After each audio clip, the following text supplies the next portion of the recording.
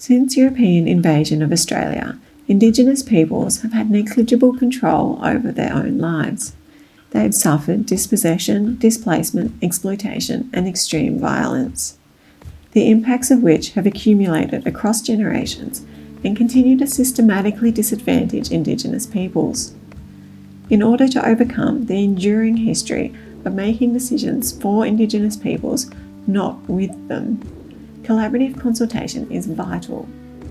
Moving away from this paternalistic history of post-colonial top-down approaches, bottom-up projects with grassroots origins focus on continued consultation and collaboration with Indigenous peoples and have been shown to have more successful outcomes for all involved. Given the highly contextual nature of each project, there is no magical set of steps that can be followed to create effective consultation.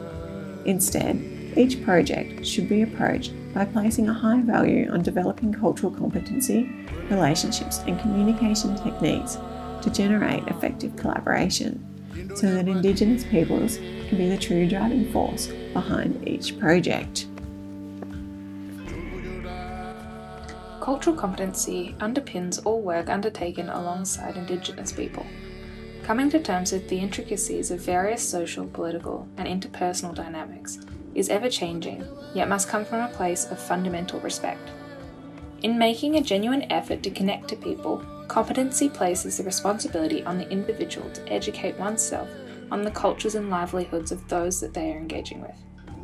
Aspects to consider include gendered knowledge restrictions and interactions, avoidance relationships, and ways of conducting oneself. A well-rounded, empathetic sense of the community enables mutually beneficial bonds of collaboration. Best practice defines a set of guidelines, ethics, and ideas that have been found to be most effective in previous instances. We need to target existing structures and resources to really get the best out of community engagement. Now, one of the things that happens is that Indigenous staff in an organisation are often practicing community engagement every day. So we need to harness their ideas and find out what it is they're doing and get excited about what they're doing and try to build on those sorts of things. When collaborating with remote Aboriginal communities, you are invited to make yourself and your skills available to the community to help achieve a goal.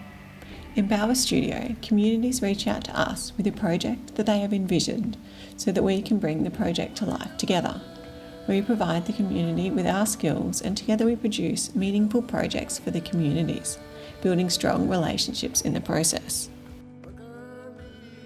It is important to be informed by agreed representatives of the community on the structures and processes that need to be followed, including whom to talk to and get permission from, such as traditional owners. In February of 2020, Bauer Studio had a meeting to discuss an upcoming project in Kalkaringi, which was organised by the leaders in Gurindji Corp for us to present our design to some of the traditional owners and receive their opinions. In consultation, it is also important to take all opportunities to build a variety of relationships with many different people to get a mix of opinions, and because information can be restricted between genders, ages, and family groups. A mix of both formal and off-the-clock interactions is a great way to build genuine relationships.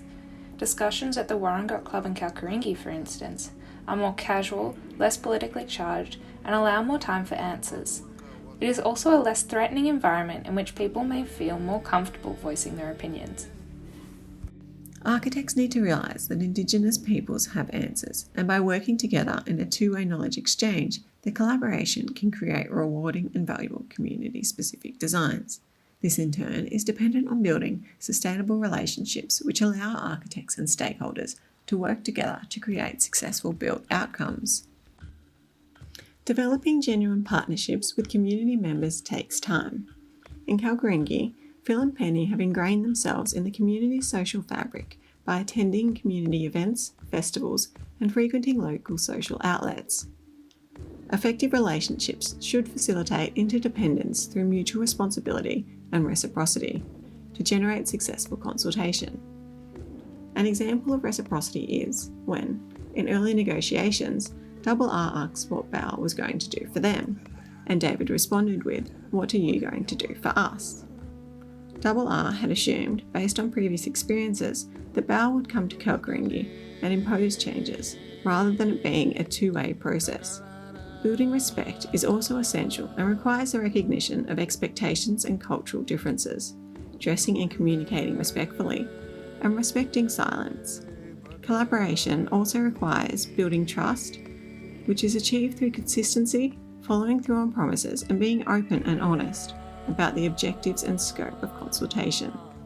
Each of these aspects requires investing time to reach a consensus in order to achieve the best results. Communication is key to any relationship. It needs to be clear and easily understood by everyone involved to be able to build a solid relationship. Aboriginal people in remote communities may speak several different languages, and storytelling can be done through drawing in the sand and painting. To cross possible language barriers, visual communication should accompany verbal and written information. Physical models, drawings, and hand gestures are very effective at communicating an idea beyond the ability of words. An early example of consultation with visual communication techniques is the work of Tangarup Council architects and architect Paul Ha, who encouraged Aboriginal residents to sketch or model designs for their homes. In conversation, it is important to give people time to think and respond. Recognising answers may come days later. Silence is not uncomfortable in Aboriginal culture and provides the space for someone to think and then speak at the time they feel is right. Community elders will often not share their opinion until they have heard others' opinions. In some cases, observation and respecting the silence can provide more information than you would receive if you asked direct questions. Given that each community and each project is unique and context-specific, no two consultations are the same. Therefore, this isn't a one-size-fits-all set of guidelines. Instead, it should be used to provide guidance on what values should be prioritised and implemented. Best practice, bottom-up approaches to consultation require building reciprocal relationships and ensuring continued collaboration throughout the project, from conception to completion, through multiple fronts.